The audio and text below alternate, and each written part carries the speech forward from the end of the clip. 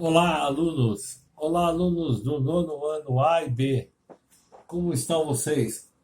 Estou passando aqui para discutir um pouquinho com vocês os textos que foram os textos que foram propostos na última aula de vocês do Centro de Mídia, onde eles discutiram lá o sistema da Era Vargas, período esse que vai de 1930 a 1954.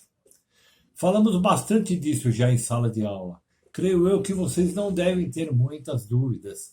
Porém, eu fiz essa aula justamente para nós lermos e aprofundarmos as questões que foram propostas para vocês.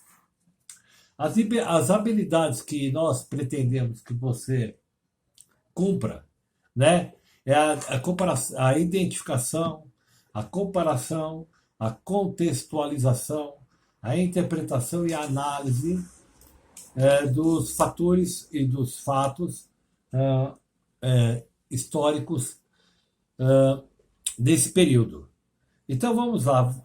Em 1º de maio, por que essa data 1º de maio? Por que o nome do estádio em São Bernardo do Campo chama 1º de maio? Por que o dia do trabalho é 1º de maio? Foi justamente o período em que Getúlio Vargas lança toda aquela plataforma, beneficiando, criando leis trabalhistas que até então não existiam. Vamos ler lá.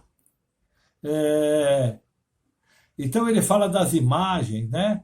Fala de vários períodos, o governo previsório, que é aquele governo que vai de 1930 a 1934, o Estado Novo, que vai de 30, o governo constitucional, que vai de 34 a 37, o Estado Novo, que vai de 37 a 45, e o governo democrático, que foi o último período de 51 a 54, né? Um dos aspectos aí que tem que ser levado em consideração, antes de Getúlio Vargas assumir, uma das grandes plataformas dele foi combater aquela oligarquia que nós já discutimos em sala de aula, sobre a política do café com leite, aquele domínio dos latifundiários, dos fazendeiros, tanto paulistas como mineiros, para deter o poder, ora na presidência de paulistas, ora na presidência de mineiros. Ok? Nesse período também existe aquele voto do cabresto, aquele voto que os grandes fazendeiros conduziam a quem você devia votar, como se devia votar, em quem devia votar. Você não pode se esquecer que grande parte do povo era analfabeta. Então, o capataz, aquele que era o enviado do fazendeiro, que ia junto com o eleitor, que era analfabeto, ele votava no lugar da pessoa que era analfabeta. E aí sim, ele votava em quem? O comandante lá, o grande coronel mandava votar. Né? Então havia muita luta de terra, corrupção, né? E aí o que acontece? Vai haver um golpe de Estado, um decreto-lei, em 1932 vai haver ele já de antemão, vai enfrentar lá a Revolução Constitucionalista, que é aquela guerra civil, onde São Paulo vai se levantar contra os desmandos do governo federal, que estava na mão de Getúlio Vargas, né? E o que eles queriam, o que os paulistas debatiam principalmente? Eles queriam uma nova Constituição, né? E aí, nesse período, houve, em 1934, a eleição, a feitura de uma nova Constituição. Por que Getúlio Vargas se opõe a essa Constituição? Porque essa Constituição ela é extremamente liberal, né? E você lembra, Getúlio Vargas não era nem um pouco liberal. Pelo contrário, Getúlio Vargas era muito centralizador, monopolizador, ditador. Ok? Surgem notícias em 1938 de um golpe comunista. Com isso, o que Getúlio Vargas faz? Aproveita essa questão e fecha o Congresso. E aí ele vai criar, em 1930, o Ministério do Trabalho. O foco maior foi sobre o Ministério do Trabalho dessa última aula, né? Esse Ministério do Trabalho vai criar a consolidação das leis trabalhistas, a CLT, a carteira de trabalho, a justiça do trabalho, as férias remuneradas, o salário mínimo, a semana de 48 horas, o descanso semanal remunerado, né? Também nesse período foi criado, em 1937, um órgão repressor chamado DIP, Departamento de Imprensa e Propaganda, né?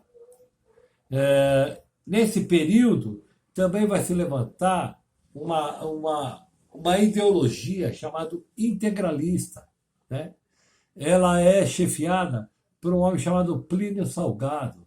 O que eram essas pessoas? Eles tinham, sim, pensamentos nazistas, pensamentos fascistas, pensamentos totalitários, pensamentos violentos, né? E aí, o que acontece? Nesse período também, o professor destacou duas grandes coisas lá, nesse período de Getúlio Vargas. A criação da rádio da Voz do Brasil, né? Pergunte para os seus parentes mais próximos, tio, tias, primos, primas, quem sabe até pais e mães, né? Eles devem lembrar, seus avós pelo menos devem lembrar, da criação da Voz do Brasil, que até hoje existe.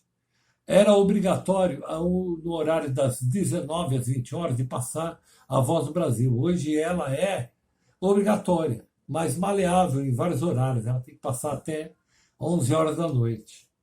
E também ele falou muito firmemente de uma grande indústria que surgiu, que é da família dos Matarazos. Quem é hoje o maior representante dessa família Matarazzo? O Eduardo Suplicy. Ele é dessa família. Ok? Isso aqui é um breve relato, um breve resumo, só para lembrá-los de alguns assuntos que foram discutidos no CNB dessa semana, ok? Quero lembrá-los que eu participo, sim, das aulas todas que vocês assistem. Eu estou lá nos bastidores ouvindo com vocês, vendo com vocês. Qualquer dúvida é só procurar eu no WhatsApp, no meu e-mail ou no Google Classroom, onde vai ser postado lá as atividades, os textos. Qualquer dúvida é só chamar, ok? Um grande abraço. Por enquanto estamos aqui afastados socialmente. Temos nos esforçado para fazer aí uma aula de qualidade.